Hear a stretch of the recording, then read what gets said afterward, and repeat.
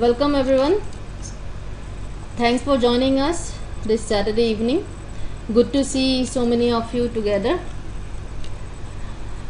So yes, as you know, the topic of today's webinar is funding your MBA. While you are preparing for your GMAT or preparing for your applications or working on your profile, it's also important to know what is required to fund for your MBA. You might have already done your basic research regarding the cost, etc. So what are the different ways in which students usually fund their MBA? These are the most popular sources of funding, or these are the sources of funding that students use most often. First is scholarships. This is in no particular order, by the way. Then assistantships. There is a slight difference between scholarships and assistantships, so which I will explain when I get into it. Loans, obviously, loans which are offered by both universities as well as banks, not just bank loans, and internships. Right. So as I was saying, these are some of the sources through which students fund their MBA. There's a slight difference between scholarships and assistantships. Scholarships means that the university gives you the money, whether it might be in the form of some fund of tuition waivers or whatever, but they give you the money. They don't expect you to do anything in return. Okay, Payal, you are seeing a lot of difference. Okay, so is there a lot of background noise for everybody else also? Right, so I was talking about the difference between scholarships and assistantships. So scholarships means that you don't have to do anything in return for the money that you will be getting. Assistantships means that you have to do something in return. So I'll get into the exactly what you need to do in return. Both are financial grants, both are financial grants given by the universities. The slight difference is that for assistantships you have to do something in return. Scholarships you do not have to do anything in return. What are the different types of scholarships? Very important to know, and accordingly you might have to tailor your application. Yes, Akshay, sometimes you can get a combination of scholarships and assistantship. You can get a combination of both. So universities for MBA, most of the scholarships they give in form of tuition waivers. That means if X is the tuition amount, so they can give you 20% tuition waiver or 50% tuition waiver, sometimes even up to 100%. So the most popular form of scholarships that universities give to MBA applicants is called tuition waivers. So you get waivers on the tuition fees. Then there are some diversity scholarships. These scholarships can vary from university to university. For example, in Carnegie Mellon, they have got a diversity scholarship for women, right? There are some universities where there can be diversity scholarships for students from the non-profit sector. So diversity scholarships, as the name suggests, diversity. So if your profile is diverse in the way that they want it to be, then they give some scholarships to such students. These are not that common. The tuition waiver is the most common. A few universities also give need-based scholarships. I saw, I think Ankit, Shardul, there were some people who wrote that they are looking for ISB. So ISB is one such school. They give need-based scholarships.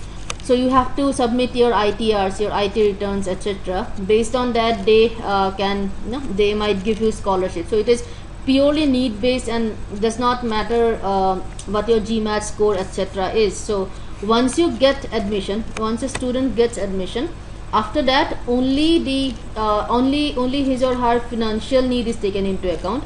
Those kind of scholarships are called need-based scholarships, right? Now a lot of these schools, they might require you to write a special kind of essay to qualify for scholarships. So the scholarships for these scholarships, one of the requirement may be an essay. This is an additional essay. When you apply to B schools, you anyway have to write a whole bunch of essays and letters of recommendation. But for scholarships, a lot of the universities need an additional essay at the time of application. So if you are applying for a university and you are looking for scholarship, whatever the scholarship may be, just look through the admissions requirements very carefully. If they require a scholarship essay, then you have to submit it along with the application, right? Any questions? Aishwarya, what kind of masters are you talking about? What kind of master's degree? Because if it's a MS, okay, masters in accounting, well, yeah, it will be the in masters programs there are no need-based scholarships, so that's the only difference. Tuition waivers and diversity scholarships would still be applicable, but for masters in accounting, masters in management, masters in finance, for the masters programs, there is no need-based scholarships, right? Does that answer your question, Aishwarya? Okay, anybody else has any other questions? Now the question is, what can you do? What can you do in your application or as a part of your application so that you qualify for scholarships, or so that your profile becomes more attractive, or the universities may want to give you scholarships? What can you do in your application, right? So yeah, so Shardul, your question, that's what I am trying to answer, that why do they assess, okay, how do they assess need-based scholarship? Okay, so I'll come to the need-based scholarship later on. I'll first talk about these scholarships that are given on either diversity or merit, right? So for to get scholarships from universities, your essays, I'm not just talking about the scholarship essay, your rest of the essays have to be very good, right? And you have to, when you're writing your essays, your short-term, long-term career goals essays, that you will need when you apply for any MBA program, they have to come across as very focused, right? So students with strong essays, students with good GMAT scores, they usually qualify for these tuition waivers. See, the logic is simple. If universities give the tuition waivers to students who qualify in the top 10-15% of the admitted students. So in order to get these scholarships, you have to apply in such a way, your university selection should be in such a way that you end up coming in the top 15-20% of the admitted students. So Akshay, your question is how much minimum GMAT for top 20 B schools? So you are asking me for admission or for scholarship, for tuition waiver? See, get in top 20, depending on the profile, the GMAT score requirement can be anything between 680 to 750, because admission and scholarship, both things, the criteria remain the same. So depending on the rest of your profile, GMAT score is just one of the parameters. So I mean, your requirement can be anything between 680 to 750, right? But if you need a 700 to get an admission, let's say, then for scholarship, to be eligible, to be in that top 15-20% of the admitted students group, you will obviously need a much higher GMAT score. So that it follows that logic. Right, and for diversity scholarships, again, wherever diversity scholarships are available, you might need to write an essay to prove that diversity. So that is easy, because you are writing a specific essay to prove your diversity, right? And it can be anything, right? It might be that you might have a very diverse kind of work experience, very different kind of work experience. Maybe you are from a very different ethnic group, or maybe you have very unique upbringing. So diversity can be anything, actually, anything that sets you apart from the rest of the class profile or rest of the applicant pool counts as diversity. So that's the thing regarding the tuition waivers and diversity scholarships. As for need-based scholarships, universities have criteria, different criteria. For example, ISB has the need-based scholarships, and until last year the criteria was that that your income should be less than 10 lakhs per annum.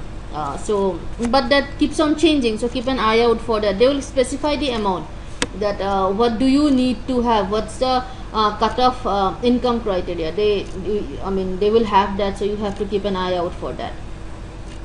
Ankit, your question is around, I'm not able to understand around what. Okay guys, be specific in your questions, otherwise there are so many chats coming in that it's difficult to keep track, Purushottam, does that cover? So see, if you are getting a 20% tuition waiver, so obviously it will cover 20% tuition waiver.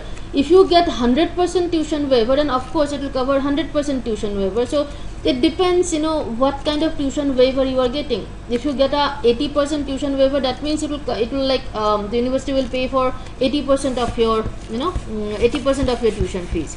So it depends how much you get. Now when applying, now there are some universities which have a history of giving a lot of scholarships, like Toronto Rockman, for instance, Rochester Simon. So these are data, though every university would say that they give scholarships, but some universities, it seems, based on our research, based on Jamboree's research over the years, we see that some universities give more scholarships than others.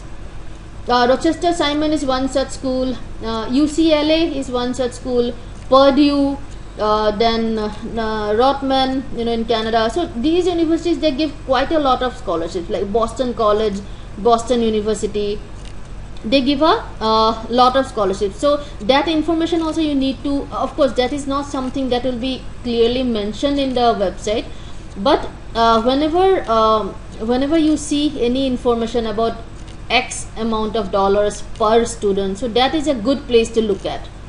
Some universities give more scholarships than other universities, and then there are some universities which do not give any kind of tuition waivers at all, like your Michigan Ann Arbor, they don't usually give any kind of, especially to international students, they don't give, so these are some information. Before applying, you have to collect that information, right? Shishir, that's what I said.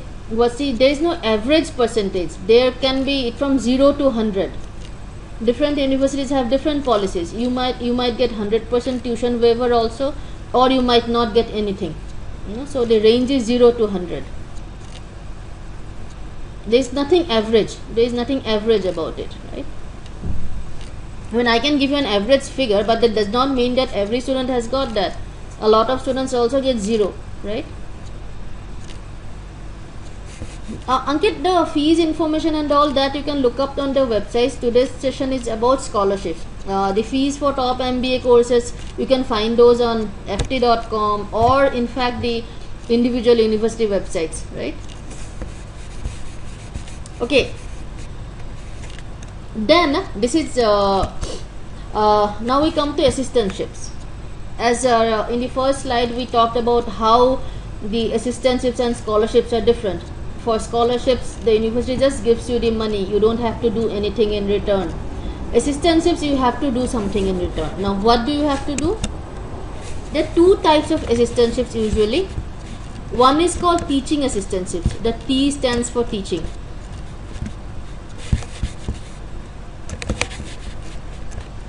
So teaching assistantship, and then there can be RA, which is the R stands for research assistantship. And these are these are some form in which you have to kind of pay back the university in a way. So when you get a teaching assistantship, it means that you have to help a faculty in his teaching assignments, either by probably grading papers or doing some project or something like that. Research assistantship is like if you have to, if a faculty chooses you to aid him in his research, so then you get a research assistantship. So the teaching assistantships and research assistantships, you get money, yes, but you have to do something in return. Either you teach or you aid in some research projects. So that's how it's different, from scholarships. The advantage of scholarships is that you don't have to do anything in return. In assistantships, because you have to do something in return, that means you have to dedicate some amount of hours per day to that activity. So that might no, usually it doesn't, but for some students that might affect their MBA studies, right? And I don't remember who had asked, but very often you can get a combination of offers. You might get 20% tuition waiver plus a research assistantship, right? Research and teaching assistantships are given to students at the time. I mean, when you apply, so immediately along with the admission offer, teaching and research assistantships are given to students who either have very strong academic backgrounds or who have experience in the related field. So if you are a teacher, let's say a lecturer or something of that sort, or if you work in the if you work in an area where you have published a lot of white papers or other kind of research work, then you have a higher probability of getting an RA or TA. That is along with the admission offer. However, even if you do not get anything, do not get a TA or an RA along with the admission offer, and if you do very well in the first semester, let's say, or even in the first few months of the first semester, you can still be chosen to get an RA or TA, right? So just then once you join the university, it then depends on you how well you are doing as a student, to whether you are able to impress your faculty or not. Ultimately, TA and RA decisions are taken by faculty. Akshay, your question is research assistantship specializations specific like finance, marketing? No, it's not a specialization. It's a, I mean, you are assisting a faculty in his research. That's it. Okay, do they offer TA or RA themselves? Yeah, that was what I was saying, that they offer themselves. There is no separate application for it. If they feel that your profile suits the requirements of a TA or RA, they might, the university might give that TA RA offer along with your admission offer itself. But very often, students end up getting TA or RA once they join the university, once they are able to impress the faculty with their either their academics or or their grades. No, Akshay, it's not dependent on specialization.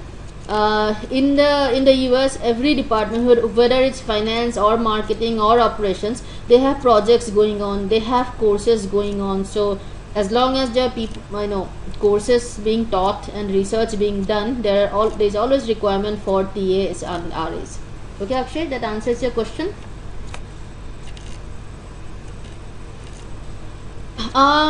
Okay, TA and RA, it usually is enough to take care of your cost of living. It is not enough to take care of your tuition. You can, as a TA or RA, you can work for a maximum of 20 hours per week, and even if you get up to $12 or $13 per hour, it's enough to take care of your cost of living.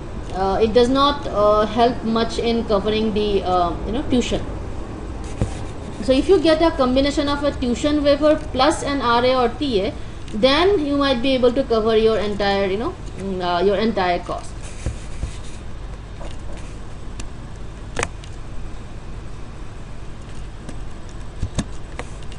Right?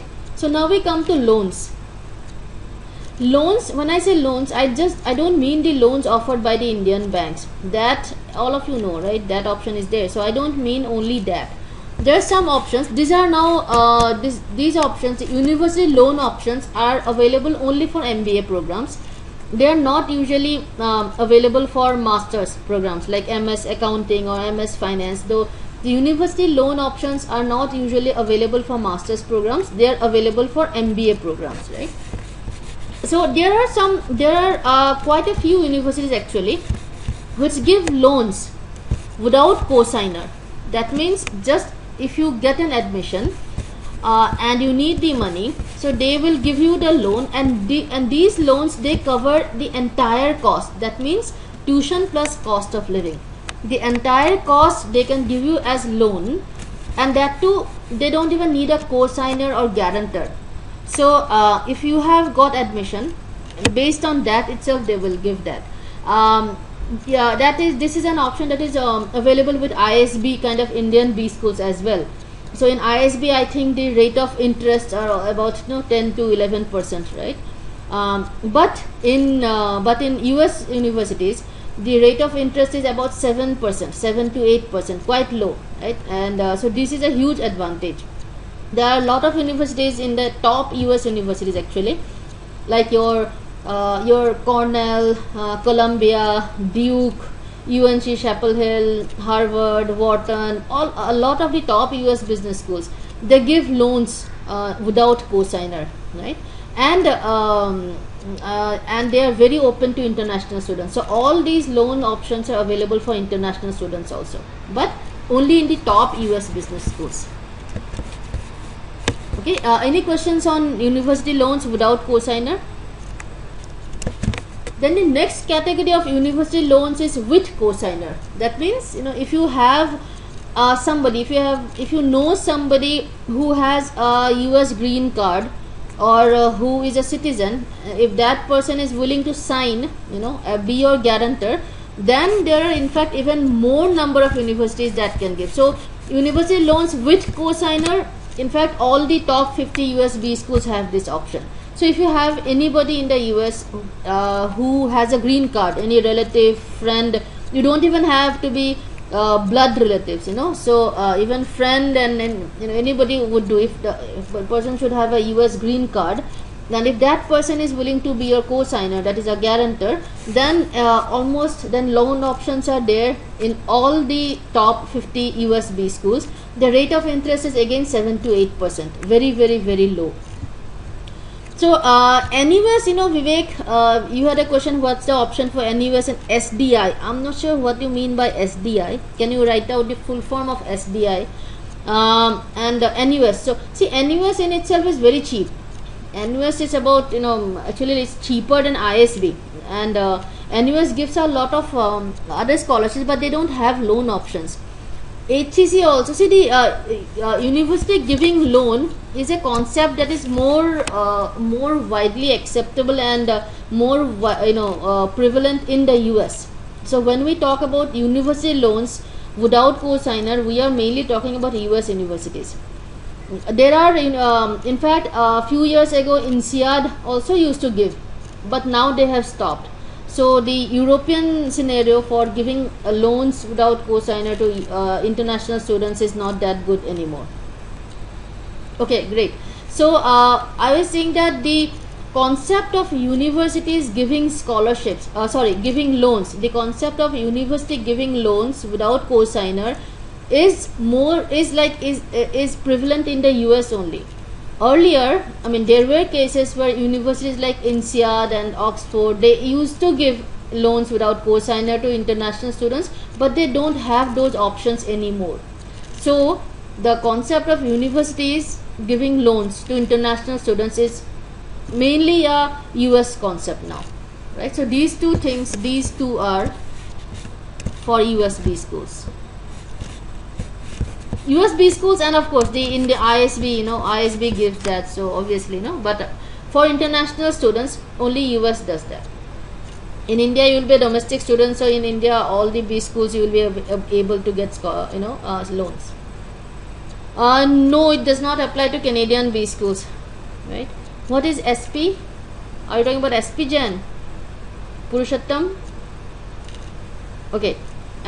See, SP Gen and all, they are supposed to be quite cheap, right? Much cheaper. So the university, the SP Gen in India, if you go for the 2-year MBA program, they also have these loan programs where you get loans from the empaneled banks, just like your IIMs or ISB. I'm talking about the international schools. So international schools, US, the only place where you have the option of university loans. See, in SP Gen and all, here you are not international students, here you are domestic students, right? But anytime any business school that's not in India, you enter the category of international students, and giving loans with to international students by university is something that is more of a US concept, right? Is this clear? Aishwarya, yes, 90% of these loans are applicable to only MBA students. There might be a handful here and there which give to MS students, but not many. I have hardly seen any in the last 2 years. But the information keeps on changing. University websites get updated every August, so so the information might change. Most of the loan options are for MBA students because universities feel like it's safer to bet on MBA students. Okay, next thing is Indian banks, obviously. So I'm not going into this. The rates of interest are quite high, and the lot of collateral is required. So in this, if you are able to get loans from the universities, there's no collateral requirement. You do not have to show property, this, that. Even your co-signer does not have to show any property, etc. So this is a very, very hassle-free process. If the university give loans, whether with co-signer or without co-signer, it's a very, very hassle-free process. But the Indian banks, whenever you go for educational loans, it's a complicated process. You have to there is something, the collateral varies from 100 to 200%. That means if you want let's say a loan of 4 lakhs, let's say, so in some universities you will have to show either property worth 4 lakh, in some you have to show property worth 8 lakhs, that means 200%. So the collateral ranges from 100 to 200%. The rates of interest are very high, 13 to 15%, and the caps, there are very few banks which go beyond 30-40 lakhs. Most of the banks in India, the cap is 25 lakhs. There are, of course, university banks like PNB and all, which or Credila or even Avance and all. They are specialized international B school or international college focused banks, like Credila, Avance, etc. So there the upper cap is up to 40, can be 30-40 lakhs as well. But the rest of the Indian banks, the upper cap is just about 25 lakhs. Okay, MD, your question is there any loan facilities for executive MBAs in India? Yeah, by executive ISB and all, they are 1-year programs and they have loan facilities. Akshay, your question is, do we need to have some minimum amount in bank to show before? No, Akshay, you do not have to show anything. You just have to get an admission offer. That's it. So that's why I mean that the wherever the university gives the loans, it's a very, very hassle-free process. Getting admission is enough. That's all they need. So IIMs also, MD, it varies. It IIM Ahmedabad till a couple of years ago, they did have the option. The IIM Lucknow Noida program, they didn't have it. So you will have to check with them, right? For the 2-year MBAs they do, but for the 1-year MBA programs, they can be selective, right? So you have to check on their, and the information is not even easily available on their website, right? So you might have to check with them, write to them or call them, But if you get an admission in an IIM in India, then any bank will be actually willing to give you the loan. Then another source is through US banks. What's the advantage of taking loans from US banks?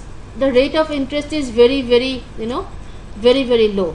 Whereas Indian banks, the educational loan is the rate of interest is 13 to 15%.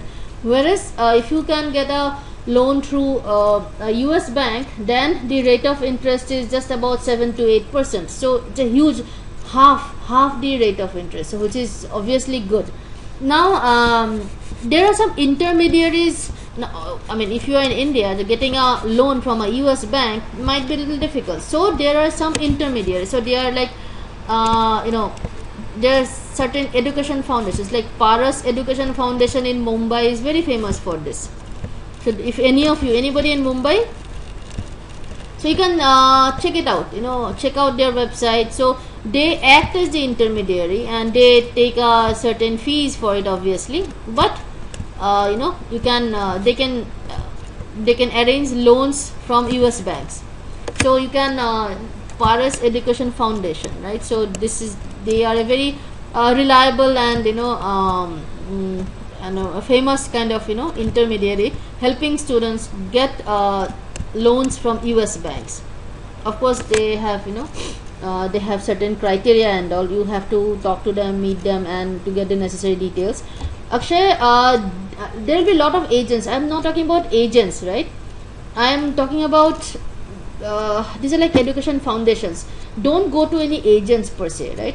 So go to reliable foundations where your loan is properly approved and you don't get fleeced in any way, right? See, these kind of, to get the necessary certifications and all, it's a very costly process. So that's why not many this kind of foundations exist in India. Paras is the oldest. I mean, it has been around for more than 12-13 years now, actually maybe longer, and they're very helpful. So you can call up and find out, right? Another thing is that, let's say you do not get any scholarship, any loans, whatever from India, and you go there. So once you land in the US, so after you have done your first semester, after you have done 1 year, you can try to get loans from the US banks. Then at that time it becomes much easier. It's difficult to get loans from US banks while you are still in India, but once you join the university in the US, it becomes far easier. So a lot of students do that as well, that they take, let's say they take loans from Indian banks at such high rates, but they do not take the entire amount. So they take just about 1 semester cost, etc. And once they are in the US, then they take loans from the US banks. So the rate of interest becomes like less than half. So that is also an option. Once you land in the US and start your education, after the first semester, you can start taking loans from the US banks. Yes, if you are taking loans directly from the US banks, then yes, they would follow the same process as any bank. Only the university loans, only when the loans are given by the universities or through the universities, that is the only type of loan where you do not have to show any kind of collateral, any kind of property, etc. Yes, there are sponsorship options. In fact, a lot of the students who go for the executive, that is a 1 year programs, they are actually sponsored by their employers, right? So if you can get a sponsorship option, in fact, for sponsored students, the chances of getting admission is also higher. The reason is that the business school then doesn't have to worry about getting them a job, or they don't have to worry about their placements. So sponsored candidates, anytime you are sponsored by your employer, you're getting an admission actually becomes far easier. So MD, if you can manage a sponsorship from your company, then nothing like it, you will get admissions also far more easily. Okay, Akshay, your question is, in this case, for a year, at least minimum 50% of total expected cost should be arranged by us. Yes, I would say so. Yeah, definitely. At least 1 year you should. And after the first year of MBA, if you are going to do, I'm not talking about the 1 year MBA programs, but if you are applying for the 2 year MBA programs in the US, let's say, or the programs like HCC Paris or London Business School, any MBA program that has an internship. So those programs, the internship is a paid internship. A lot of students, in fact most students, they are able to take care, they are able to manage the tuition of the last semester through the money that they earn in the paid internship. So if your MBA, the MBA program that you are planning to do or that you will be pursuing, if it has an internship as a part of the curriculum, then it is of great help. That helps you easily, to probably arrange for the funds for the last semester. Soumya, your question is, I am going on dependent visa and will convert to student. Will this be a barrier for me to be eligible to get loan scholarship? Okay. Okay, Soumya, I'm not able to understand. So you mean that you are going right now and then applying later on, because you cannot start your MBA on a dependent visa. for any kind of education you have to have a student visa. So it's not like that you can go on a dependent visa and start your, so but you are going right now and you will be applying while you are there. Okay, so you are going right now. Okay, that works. So you are and no, that's okay. So if you are, so in your case it will be far more, it will be easier, if your husband has a, or whoever you are going with, if they have a they have a, let's say, green card or something, so it might be easier, it might be easier, far easier for you to get a loan from the US itself. Right.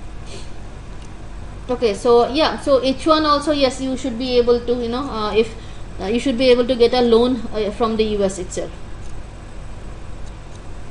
Akshay, your question is, what is collateral required by US banks? Again, that varies. It is never less than 100% of the loan requirement.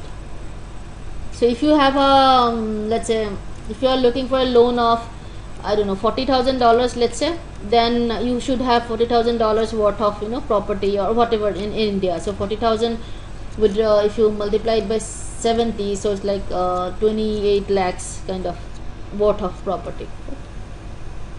Does that answer your question, Akshay?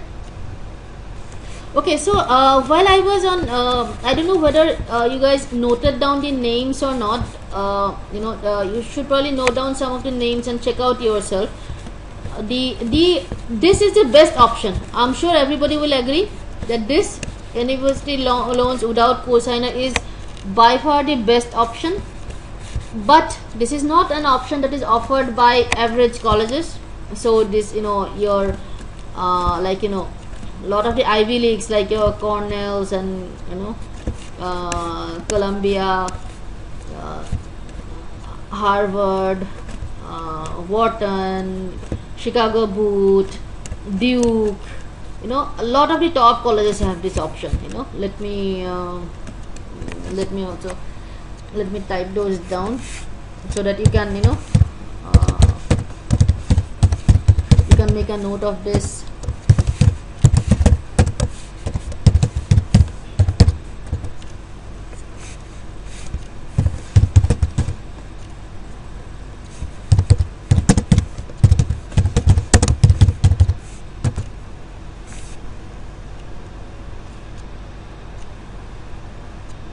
So I mean, these are some of the colleges which have this option, and then there is a combination. Then there are a lot of other options, other colleges which have this option, right? So when applying, you have to make sure that you have got the necessary profile, etc. You have to have a good GMAT score, good academics, decent extracurriculars, decent work experience to be able to get admission in these kind of colleges, obviously, right? In fact, the others also, your MIT and all, they also have this option, obviously. A lot of your top 20 universities will have this option. Okay, so Akshay, your question is, up to what rank cosigner? No, there is no rank oriented, it's not rank oriented. I can't tell you that this rank, because there are like tons of ranks around anyway. Something is ranked 10th in FT, and that university is ranked 15th in the US News. So what rank can I give you? I'm not able to give you any rank, but these are only the top only the very good universities, very good universities have this option. That's all I can say. I can't tell you that till rank 16 or till rank 17, etc. No, Macombs and Georgia Tech, they don't have loans without cosigner option. They have loans with cosigner.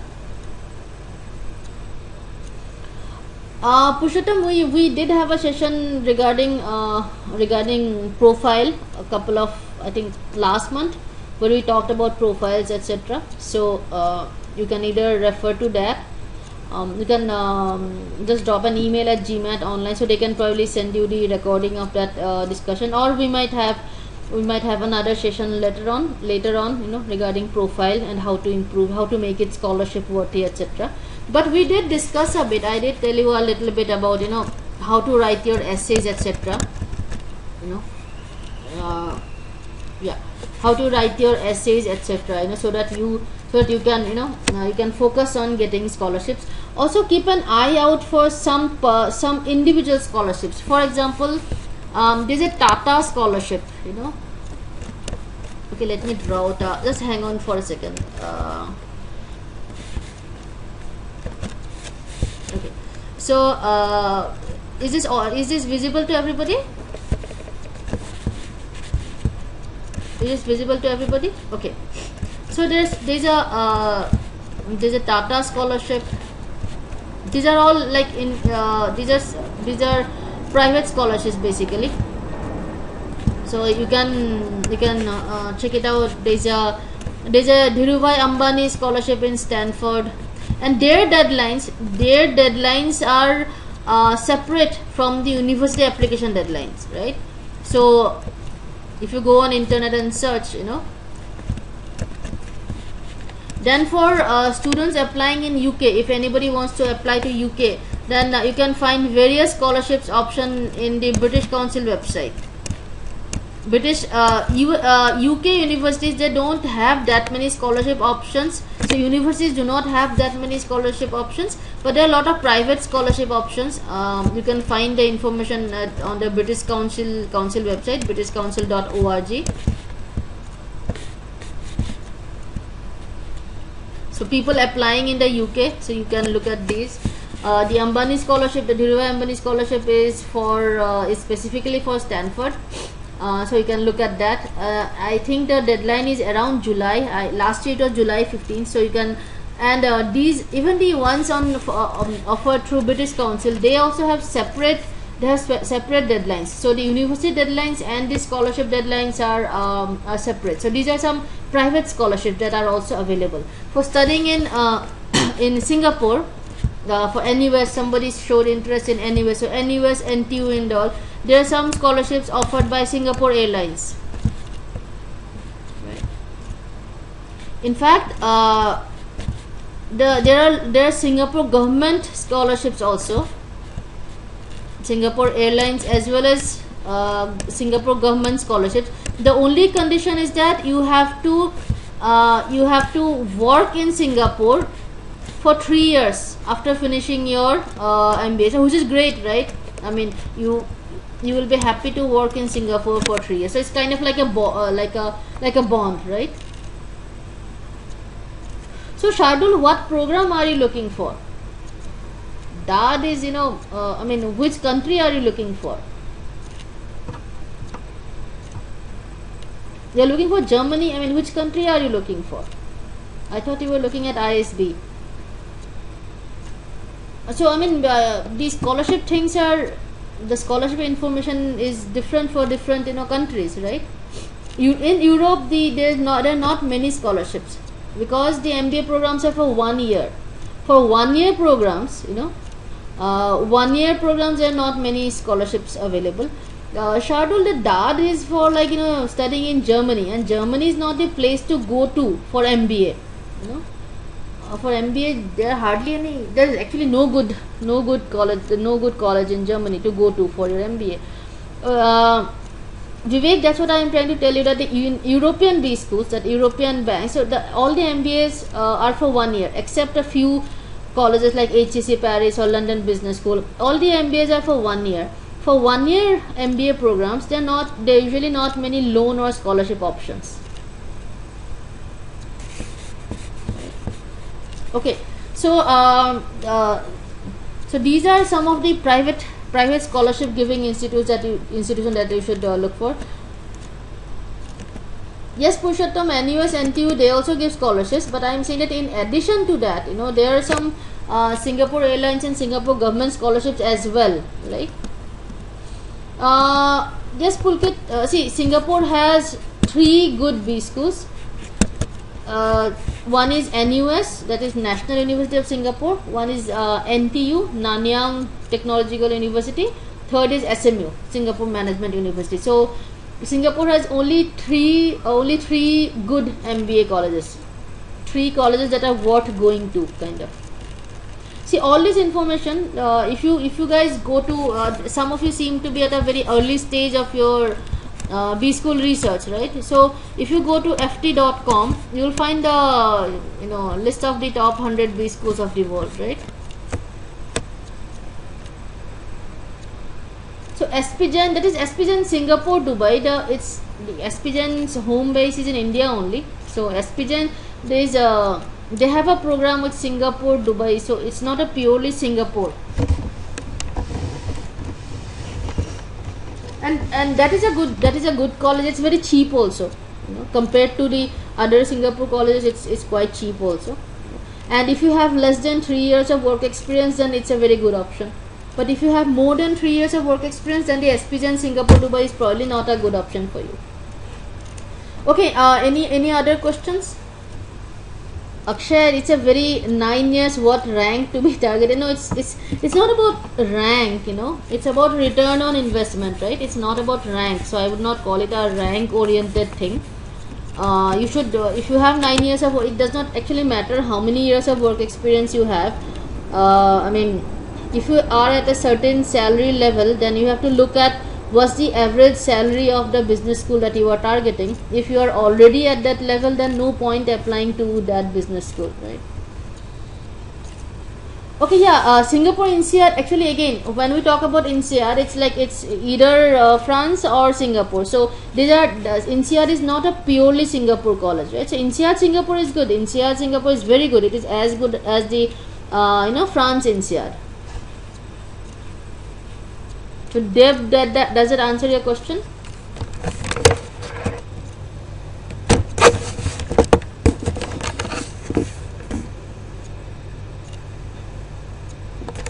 So Akshay, I mean, not just Akshay, all of you, who are just at the beginning of your university research, and you are, one good place to start is that look at your current salary, look at the average salary of the B school. If you are already earning more than that, then no point applying to that B school, obviously. That is, that can be one point of the, shortlisting.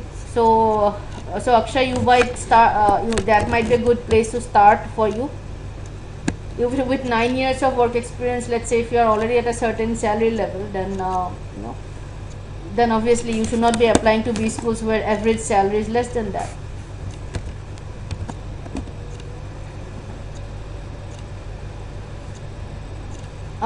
What information? Yeah, the average salary and all is displayed in all the B schools websites. In fact, you do not in fact have to go to the individual websites of the universities. Go to this website ft.com.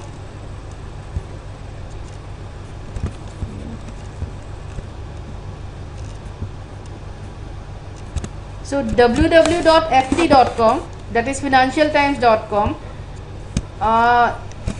It's a very reliable source for fees information, salary information. It's a very reliable. They rank the business schools. They rank the top 100 business schools across the world.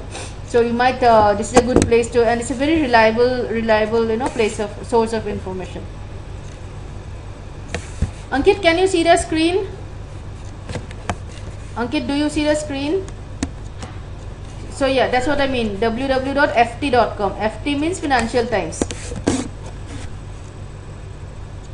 This is a very reliable source of information for university fees as well as university, the employment data, average salary data, etc.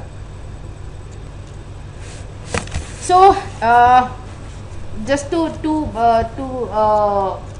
recap, while applying to universities, if you are dependent on scholarship, then be very careful of about which colleges you are applying to. Do not pick colleges which don't give scholarships to international students. Some universities specifically mention that they don't have scholarship options for international students, so do not apply to those kind of colleges. If you are applying to colleges which have diversity scholarships, you might have to write a special essay for it, and make sure that your points are clearly mentioned in that essay. If you are applying for other kind of scholarships, then see, your chances of ending in a top 30% of admitted students will be more in a more in our probably colleges that is not ranked in top 10, 15, etc. Right? So you have to choose. If you're totally dependent on scholarship, then these are some decisions that you have to take. For assistantships and all, there is nothing much you can do. There is usually not any separate essay, etc. So university will take their decision on their own.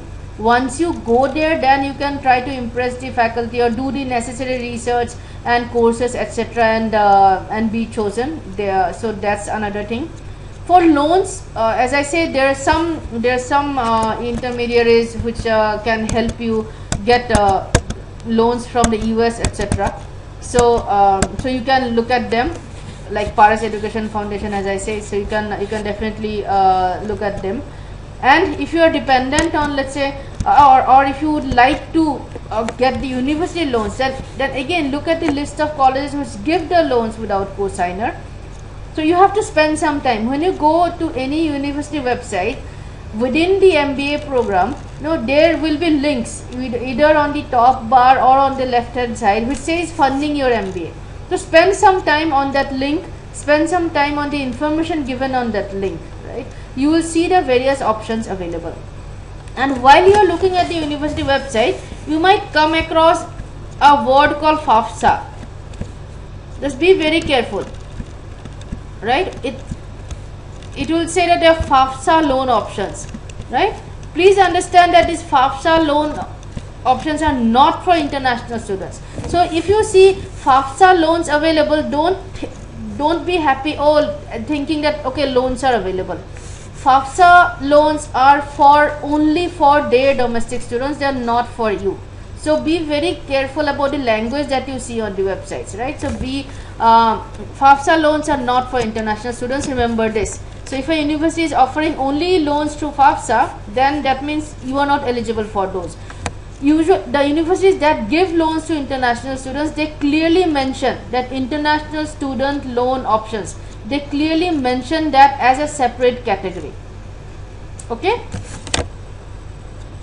Yes, Ankit, you will have the recording of the webinar. MD, yes, and mentioning the present salary, that's a mandatory part in a business school application. So when you will be applying to any business school, you will be asked about your current salary. If you are applying to Indian business schools like ISB, you have to upload your last drawn salary slip also. So mentioning your present salary is mandatory. Okay, so thank you guys. If there are no questions, if you have any topic in mind, if you want us to talk about some specific topic in the next webinar, that is in June, drop an email at GMAT online. Just let me type out the email ID.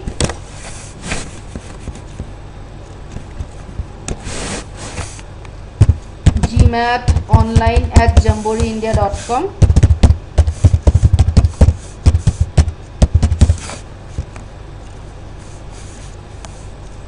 Okay, do you see this? So GMAT@jamboreeindia.com is the email ID. So if there is anything specific that you want to be discussed in next month's admissions webinar, drop an email.